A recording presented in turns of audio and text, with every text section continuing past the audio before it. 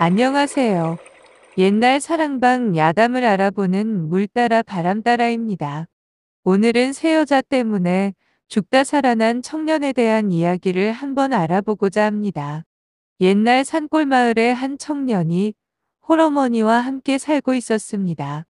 이름은 오복이었는데 어려서부터 마을에서 똑똑하기로 소문이 났으며 글 읽기를 무척 좋아했습니다. 그래서 어머니는 어렵게 번 돈을 함부로 쓰지 않고 모아서 아들이 좋아하는 책을 사주곤 하였습니다. 그 역시 어머니가 어렵게 마련해준 책을 소중히 여기며 밤낮을 가리지 않고 열심히 공부했습니다. 언젠가 과거 시험에 합격하여 어머니를 편히 모시겠다는 생각을 하면서 말이죠. 그렇게 몇 년이 흘렀고 사서 오경을 닷댄 오복은 어머니께 말했습니다. 어머니, 이번 과거 시험에 응시하려 합니다. 필요한 책은 다 읽고 외웠으니 분명 좋은 소식이 있을 겁니다.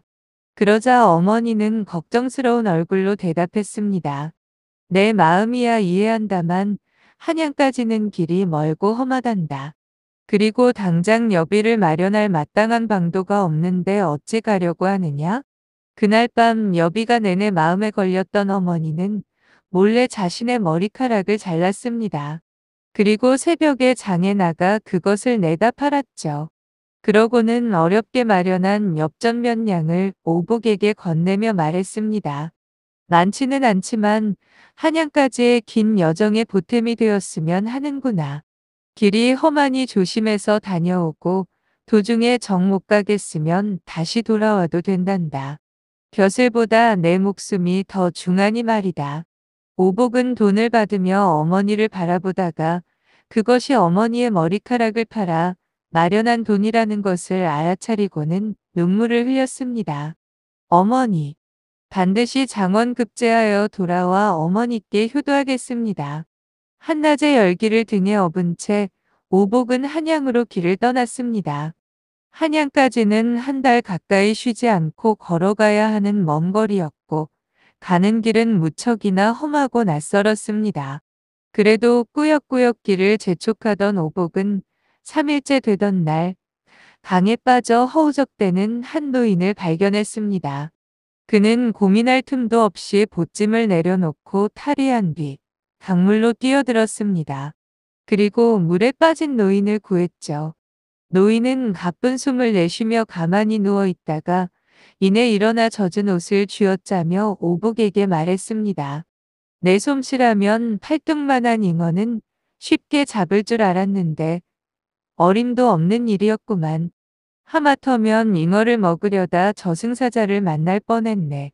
그나저나 젊은이 자네 덕분에 살았네.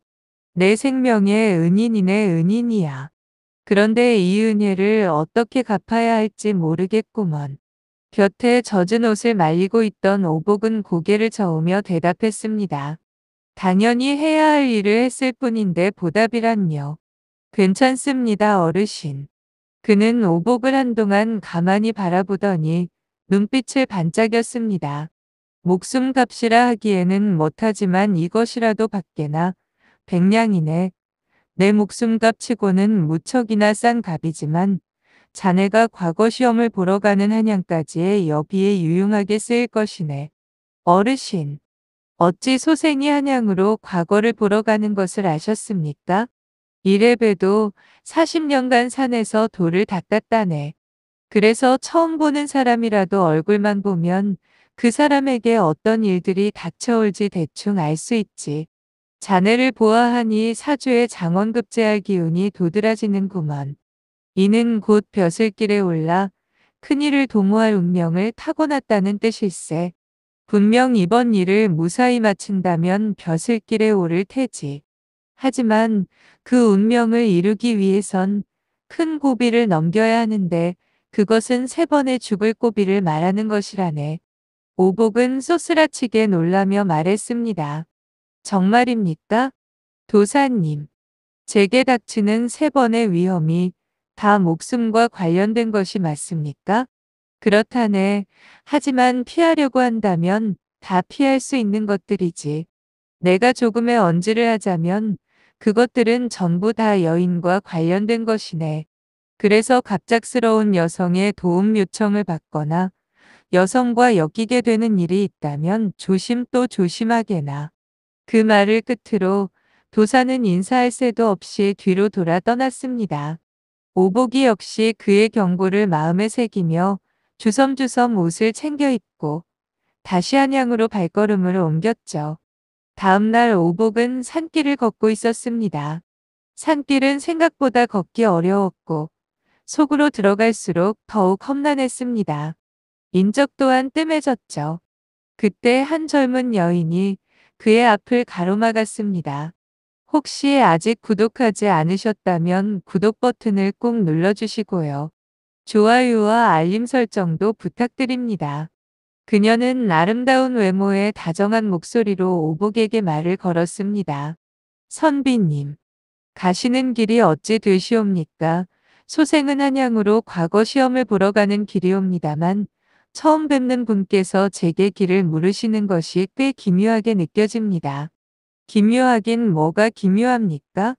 그나저나 선비님, 이 산길은 험하기로 유명하옵니다. 저는 이곳에서 태어나고 자라서 산속지리를 잘 알고 있으니 길을 안내해 드리는 것이 어떻겠사옵니까? 지름길로 알려드릴 테니 더 빠르고 편히 갈 수 있을 것입니다. 가뜩이나 험난한 길에 지쳐있던 오복은 그녀의 안내를 받고 싶었지만 그 순간 도사가 해준 말이 떠올랐습니다. 도사님이 여인을 조심하라 말했자는가. 그러니 저 여인이 내게 도움을 주는 척하며 함정에 빠뜨릴지도 모르는 일이야. 대가 없는 친절은 없다지 않은가. 분명 뭔가가 이상해. 오복은 잠시 여인을 바라보다가 정중히 고개를 숙이며 말했습니다. 소생에 감사한 마음만 받으시옵소서. 이곳은 험한 산길이라 하셨으니 스스로 조심하며 길을 찾겠습니다. 여인은 서운한 듯한 표정을 지으며 한 발짝 다가왔습니다. 선비님, 길이 험하기에 저에게 안내를 맡기시면 편하실 텐데요. 혹여 길을 잘못 들면 한양까지 가는데 더 고생이 크실 것이옵니다. 그리고 대가도 없이 그저 안타까워 도와드리려는 건데 이렇게 거절하시면 소저 상심이 큽니다. 죄송합니다만 원체 사람을 의심하는 버릇이 있사오니 이해해 주십시오. 그럼 이만. 여인은 아쉬운 눈길로 오복을 바라보다가 이내 등을 돌리고 사라졌습니다. 오복은 가슴을 쓸어내리며 다시 길을 떠났습니다. 그리고 산을 넘어 길가에 나타난 주막에서 하룻밤 묵어가기로 했죠. 그는 국밥으로 허기를 달래며 주막에서 묵고 있는 사람들과 이야기를 나누었습니다. 그들은 최근 산적대가 지나가는 나그네들을 노리고 있다는 소문에 대해 이야기하고 있었는데 그중 한 사람이 말했습니다. 며칠 전에도 산적 무리가 과거를 보러 가는 선비를 홀려 그의 짐을 모두 빼앗았다는 이야기를 들었는데요. 하나같이 여인이 길을 안내해 주겠다는 말을 믿고는 따라갔다 하더군요. 그 여인을 따라가면 결국 기다리고 있던 산적에게 걸려 모든 짐을 털리고 맨몸으로 돌아가야 한다는 것이었습니다. 오복은 그 말을 듣고 가슴이 철렁 내려앉았습니다. 그날 만난 여인이 이들이 말한 산적과 한패인 것 같은데 다행히도 도사님의 경고 때문에 넘어가지 않고 거절할 수 있었어. 분명 그의 경고가 아니었다면 어리숙한 나 역시 여인을 따라가서 겨우 목숨만 부지했겠지. 정말 다행이다. 다음 날 주막에서 하루 묵고 일찍 길을 떠난 오복은 도중에 소나기를 만났습니다. 비는 그칠 줄 모르고 계속 쏟아지고 있었고 더 이상 발걸음을 옮길 수 없었던 그는 주위를 둘러보며 비를 피할 만한 곳을 찾기 시작했습니다. 마침내 먼 곳에서 밥 짓는 연기가 올라오는 것을 본 오복은 그곳으로 향했고 허름한 초가집을 발견했습니다. 그는 조심스럽게 문을 두드렸습니다. 그러자 안에서 젊은 여인의 목소리가 들려왔죠. 오복은 문 밖에서 대답했습니다. 저는 과거를 보기 위해 한양으로 올라가는 소생인데 잠시 비를 피할 곳을 찾아 이렇게 왔습니다. 잠시 후 문이 열리고 젊은 여인이 오복을 맞이했습니다. 그녀는 꽤나 예쁜 얼굴을 하고 있었는데 오복을 방 안으로 들이며 말했습니다. 서방님이 죽고 난 후 홀로 과부로 지내면서 외딴 사내를 경계하며 산지 5년이나 지났습니다. 혹시라도 모를 일에 대비해서 선비님을 들이지 않으려 했으나 사정이 무척이나 딱해 보여 하룻밤만 허락하겠습니다. 그녀는 그리 말한 뒤 부엌으로 나가 밥상을 차려왔습니다. 오복은 그녀가 내어준 따뜻한 밥을 먹으며 잠시 쉬었습니다. 밥을 먹은 직후여서 그런지 그는 어느새 꾸벅꾸벅 졸기 시작했는데 그 순간 여인이 옆에 다가와 그의 허벅지에 손을 올리며 말했습니다. 선비님, 이리 멀리까지 오시느라 참으로 고생 많으셨지요. 제가 그 수고로움을 조금이라도 덜어드리고 싶사옵니다. 그녀는 작은 손으로 오복의 몸을 주무르기 시작했습니다. 따뜻한 여인의 손길이 몸에 닿자 오복은 한동안 정신을 차릴 수 없었습니다. 금방이라도 그녀를 안고 싶은 마음이 꿀떡 같았죠. 하지만 그 순간 도사가 경고한 말이 떠올랐고 정신을 차려 여인을 옆으로 떠밀며 말했습니다. 호인은 감사히 받겠사오나 그 손길은 나의 피로를 풀어주기는커녕 더욱 아프게만 하는 것 같습니다. 그리하여 소생은 피곤함을 달래고자 옆방에서 잠시 눈이나 붙이려 하니 이해해 주시면 감사하겠습니다. 오복은 과부의 유혹을 물리치고 건너방 한쪽에 이불을 깔고 혼자 누웠습니다. 그녀는 뭔가 아쉬워하며 그를 쳐다보더니 이내 안방으로 가서 누웠죠. 시간이 흘러 밤이 됐습니다. 갑자기 밖에서 거친 발소리와 함께 남자의 목소리가 들려왔습니다. 이번에는 또 어떤 놈팽이를 집안에 들인 것이냐? 아주 잡히기만 해봐라. 내 두년놈의 몸과 목을 손수 분리해 호랑이 먹잇감으로 던져주마. 말이 끝나기가 무섭게 문이 거칠게 열리며 한 사내가 도끼를 들고 쳐들어왔습니다. 그는 방안을 살피더니 안방에 누워있는 과부와 건너방 구석에 누워있는 오복을 발견했습니다. 오복은 눈이 돌아가 있는 사내를 보고는 쏘스라치게 놀라 벌떡 일어났습니다. 사내는 오복이 여인과 따로 떨어져 자고 있는 것을 보고는 한숨을 내쉬며 말했습니다. 내 마누라가 과부라고 거짓말을 하고는 지나가는 과객들을 집에 들여 함께 밤을 보낸 일이 여러 번 있었네. 그 사실을 알게 된 나는 분노를 참지 못해 그들 중 몇몇을 내 손으로 처단해 버린 적도 있었지. 그리하여 이젠 매번 집에 들어올 때마다 혹시라도 다른 사내가 내 마누라와 함께 있는 것이 아닌가 하고 의심하며 도끼를 들고 들어오는 게 일상이 되었다네. 그리고 오늘 역시 외간 남자의 신발이 박혀 있어 이렇게 분노하고 들어온 것인데 서로 떨어져 자고 있고 옷차림 역시 흐트러짐이 없으니 다행이구만. 자네, 운이 좋았네. 사내의 말에 안도의 한숨을 내쉰 오복은 조심스럽게 짐을 챙겼습니다. 그리고 만류하는 사내에게 길이 멀어 빨리 가야 한다 말하며 재빨리 집을 나섰습니다. 그의 등 뒤로 여인과 사내의 싸우는 소리가 들렸으나 뒤돌아보지 않았습니다. 어서 빨리 이 집을 벗어나고만 싶었죠. 그는 두 번째 고비 역시 도사의 경고를 명심한 덕에 무사히 넘길 수 있었습니다. 어느덧 오복이 한양 근처에 다다랐을 즈음 허름한 옷차림의 한 노파가 다급히 다가와 울부짖으며 소리쳤습니다. 마침 잘 나타났네 젊은이. 내 손녀가 방금 강물에 빠져 보이지 않는데 이걸 어찌하면 좋단 말인가. 제발 나를 도와주게나. 내 늙고 힘이 없어 직접 하지 못하니 나 대신 손녀를 구해주게. 이렇게 두 손 모아 빌겠네. 노파의 다급한 말에 오복은 강가로 불이 나게 달려갔습니다. 그러고는 강물을 바라보았죠. 하지만 안개가 자욱해서 소녀가 어디에 있는지 잘 보이지 않았습니다. 그래서 직접 강물로 들어가려는 찰나 도사가 경고해 준 것이 머릿속에 스쳐 지나갔습니다.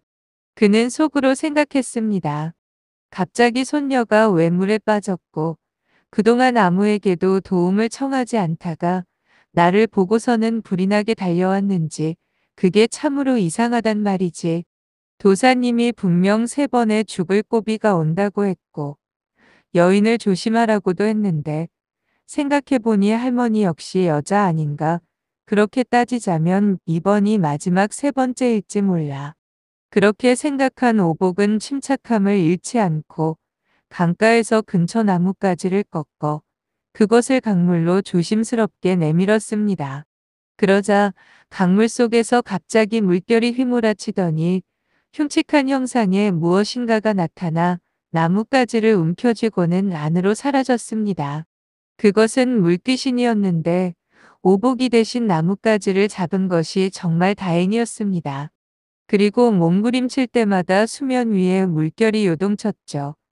그것을 본 오복은 더욱 멀찌감치 뒷걸음질 쳤습니다. 그가 돌아서서 나오자 아까 그 노파는 사라지고 없었습니다. 그제서야 오복의 뒷머리에 쭈뼛함이 올라왔고 몸에는 닭살이 돋았죠. 그렇게 귀신에게 홀려 물고기 밥이 될 뻔했던 오복은 도사의 경고 덕에 마지막 고비를 무사히 넘길 수 있었습니다. 그리고 그에게 감사하며 한양으로 향하는 발걸음을 더욱 재촉했습니다. 오복은 마침내 한양에 도착해 과거 시험에 응시했습니다. 시험장은 긴장으로 가득했으나 오복은 흔들림 없이 답안을 작성했고 결국 장원급제라는 큰 영광을 얻었습니다. 오복의 어머니는 매일같이 아들의 안부를 염려하여 문 밖에서 기다리고는 했는데 어느 날 장원급제하여 돌아온 아들을 보고는 하염없이 눈물을 흘렸습니다. 어머니, 제가 돌아왔습니다. 이제부터 효도할 테니 부디 오래오래 사십시오. 오복은 어머니께 큰 절을 올리며 말했고 어머니는 그의 손을 잡으며 떨리는 목소리로 대답했습니다. 잘했다, 내 아들아. 내가 이렇게 돌아와 주었으니 나는 더 바랄 것이 없다. 내가 무사히 돌아온 것만으로도 나는 이미 충분히 행복하구나.